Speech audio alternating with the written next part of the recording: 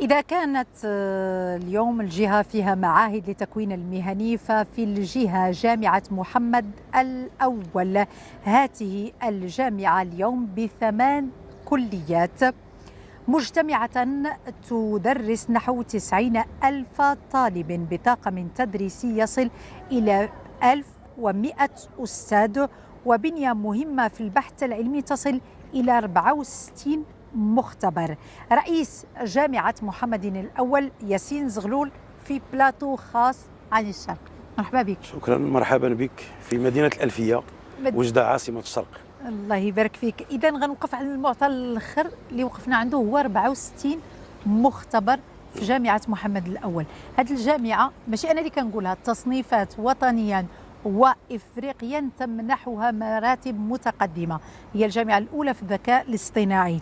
هنا نقدروا نقولوا أنه اليوم الجامعة كتوفر موارد بشرية ممكن تكون رقم مهم جدا في معادلة الاقتصاد الرقمي، لأنه المدينة ممكن تكون تشتغل على الاقتصاد الرقمي. نعم فعلا، فجامعة محمد الأول فهي من أعرق الجامعات، وتتكون من 64 مختبر، وحازت على عدة تصنيفات دولية ووطنية في البحث العلمي وكذلك في التكوين.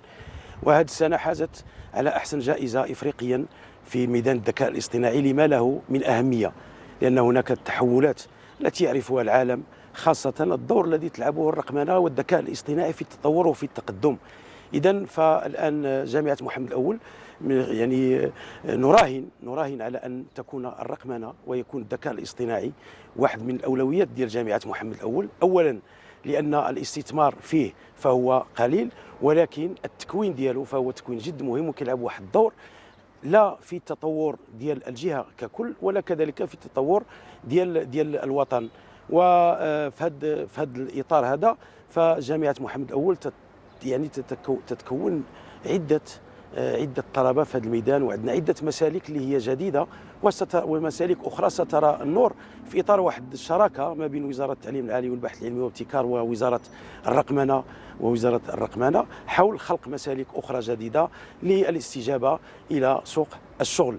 إذن فجامعة محمد الأول الآن بكل صراحة، واليوم خاصة اليوم ولمدة 3 أيام، فهناك هاكاطون لكي يشاركوا فيه عدة طلبة من جامعة محمد الأول وجامعات أخرى على مدى 3 أيام حول الذكاء الاصطناعي والتنمية المستدامة اللي جاي كله ديال الذكاء، المستقبل القادم كله ذكاء اصطناعي. نعم. نقدروا نقولوا أنه اليوم بما أنه جامعة محمد الأول تميزت على صعيد قارتنا الإفريقية بالذكاء الاصطناعي، نقدروا اليوم نحلموا بوجدة مدينة ذكية.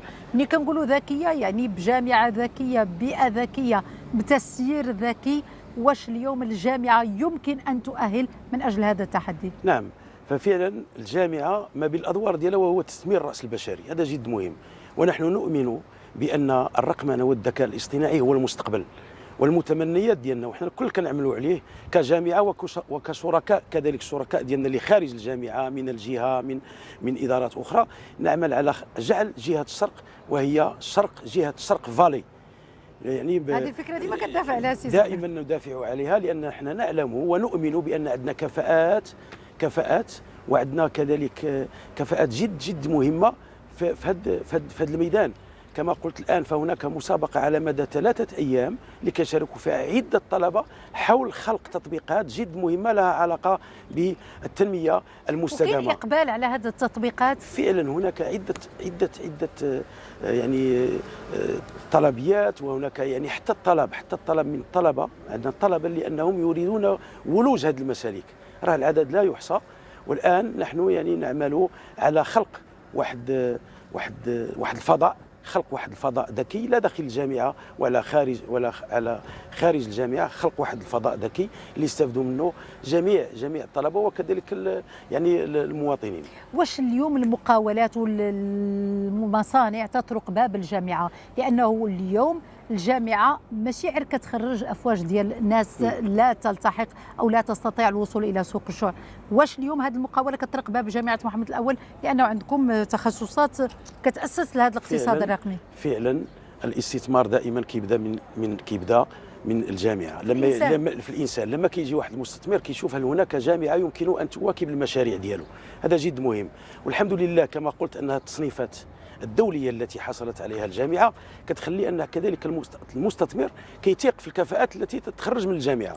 وبكل صراحه هناك يعني ان جامعه محمد الاول لها واحد الخبره كبيره. في 2004 هناك كانت تحتضن شركات ناشئه، والان خرجت خارج الجامعه، والان كتشغل اكثر من 100 فرد. وهذه السنه كذلك احتضنا شركه ناشئه لهذه السنه في نفس الشيء، يعني غادي تخرج خارج الجامعه. هذا ان الكفاءات اللي كتكونها هذه الشركه ناشئه تحتضنها الجامعه، بمعنى يعني شركه ناشئه، وهي ان بعض الطلبه لهم افكار جد جيده. هناك فريق اللي كيسهر على يعني الدفع الى الامام بهذه الافكار، من حول التكوين، من حول هذه الامور. هذه ملي كتكبر ديك الفكره وكتكبر ديك الشركه، في هذاك الوقت كتقدر تخرج خارج الجامعه. وهنا بكل صراحه كانت واحد الشراكه جد مهمه مع مجلس جهه الشرق، واظن انها الاولى على الصعيد الوطني، وهو شراكه بقيمه 5 مليون ديال الدرهم لخلق على الاقل 50 شركه ناشئه داخل جامعه محمد الاول، واقتناء الافكار والمبدعه يعني المبتكره ما بين الطلبه. وجامعة محمد الأول تنفتح أيضا على محيطها الإفريقي. اليوم هناك داخل الجامعة طلبة من بلدان قارتنا الإفريقية كيدرسوا في هذه الجامعة، ماذا تمنحهم جامعة محمد الأول؟ نعم، فالآن في جامعة محمد الأول عندنا أكثر من 1000 طالب من الدول الصديقة جنوب الصحراء اللي كيمثلوا تقريبا 35 دولة. وللأهمية اللي كتعطيها جهة الشرق وكتعطيها كذلك الجامعة وكل الشركاء ديالنا لهذا الموضوع هذا، كتعطيهم منح لهذ الطلبة؟ تماما. أنا جاي في هذا الإطار أن هناك واحد الشراكة اللي جد مهمة كتجمع جامعة محمد الأول وكذلك جهة الشرق لبناء واحد الكومبلكس، يعني واحد المركب جامعي ريادي، وفيه كذلك دار افريقيا لاستقبال هاد الطلبه الافارقه اللي عندنا اللي كنستقبلوهم داخل الجامعه. وهو مشروع جد مهم ان شاء الله سيرى النور من الواحد سنتين، وسيكون كذلك الفريد من نوعه على الصعيد الوطني. ويعني للتذكير فهي جامعه محمد الاول تخرج منها عده طلبه من دول جنوب الصحراء، والان راهم مسؤولين وراهم وزراء في بعض الدول الصديقه. وهذا يشرف الجامعه، لان كل الطلبه الاجانب بالنسبه لنا احنا كنعتبرهم سفراء ديال جامعه محمد الاول، سفراء الجامعه. وفعلا هناك جهه الشرق قدمت عده منح للطلبه في اطار شراكه ما بين جهه الشرق وما بين الجهات الاخرى اللي كتربطهم شراكه، وهذا جد مهم، وهذا تنفرد به جهه الشرق على الصعيد الوطني. شكرا لك ياسين زغلول رئيس جامعه محمد الاول بوجده، شكرا لكم. شكرا. إذن